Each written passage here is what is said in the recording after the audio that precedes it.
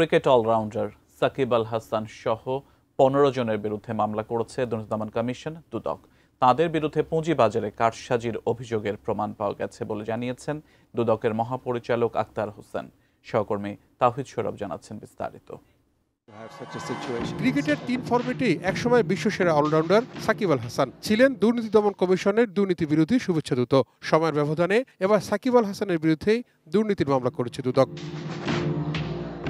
সর্বশেষ জাতীয় সংসদ নির্বাচনে মাগুরা 2 আসন থেকে আওয়ামী লীগের মনোনয়নে এমপি হন সাকিব আল হাসান। ছাত্র জনতার আন্দোলনে দলটির ক্ষমতাচ্যুতির পর তার বিরুদ্ধে শেয়ারবাজার থেকে শত কোটি টাকা আত্মসাতের অভিযোগ আসে দুদকে।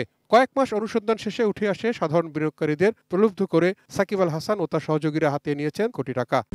RICL TMX, যুগের পর যুগ স্থাপনা থাকে মজবুত। মার্কেট থেকে 256 কোটি 97 লক্ষ টাকারও বেশি আত্মসাৎ করা হয়েছে। একই সাথে এই অর্থ স্থানান্তর রূপান্তরের মাধ্যমে 29 কোটি 94 লক্ষ টাকারও বেশি বিভিন্নভাবে স্থানান্তর করা হয়েছে। এছাড়া জনাব আবুল খায়ের তার 17টি ব্যাংক হিসাবে 542 কোটি টাকার বেশি অস্বাভাবিক লেনদেন করা হয়েছে। দুদকের মহাপরিচালক জানান, সাকিব আল হাসান ফৌজদারি মামলার আসামি। তার বিরুদ্ধে তদন্তকারী কর্মকর্তা আইনানুগ পদক্ষেপ নিতে পারবেন। এটা একটি ফৌজদারি মামলা এবং এই মামলার তিনি একজন এজাহার নামীয় আসামি।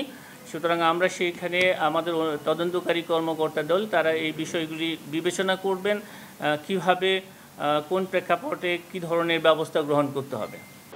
এদিকে ব্রিটিশ এমপি টিউলিপ সিদ্দিকের ঢাকার গুলশানে অবৈধভাবে ফ্ল্যাট গ্রহণের মামলায় রাজুকের সাবেক চেয়ারম্যান হুমায়ুন খাদেম সহ সাবেক 9 কর্মকর্তাকে 22 ও 23 জুন তলব করেছে দুদক।